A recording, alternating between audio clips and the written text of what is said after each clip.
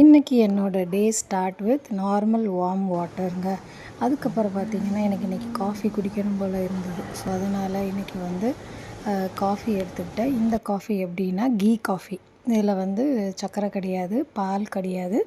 Black காஃபியில் key போட்டு நல்லா blend பண்ணி அதை குடிக்கும்போது உண்மையிலே அது ரொம்ப ரொம்ப நல்லாயிருக்கும். நமக்கு அந்த காஃபி குடித்த ஃபீலும் இருக்கும். கீ சேர்க்கறதுனால நல்ல ஒரு ஃபேட் நமக்கு உடம்புல சேர்ந்த மாதிரி இருக்கும்.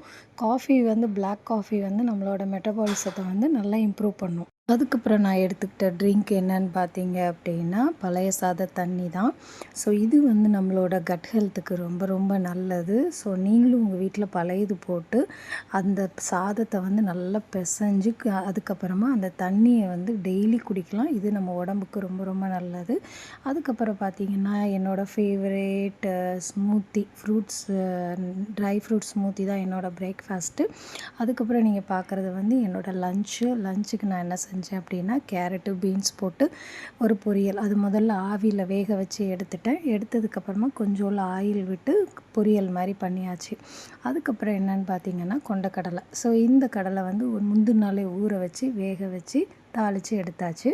ப்ரோட்டீன் இல்லாமல் நம்ம ஃபுட்டில் ப்ரோட்டீன் இஸ் மஸ்ட். ஸோ இந்த மாதிரி நீங்களும் ஃபாலோ பண்ணிங்கன்னா கண்டிப்பாக ஹெல்த்தியான ஒரு லைஃப்பை நீங்கள் லீட் பண்ணலாம். ஸோ ஃபாலோ பண்ணிக்கோங்க, ட்ரை பண்ணுங்கள். பாய்.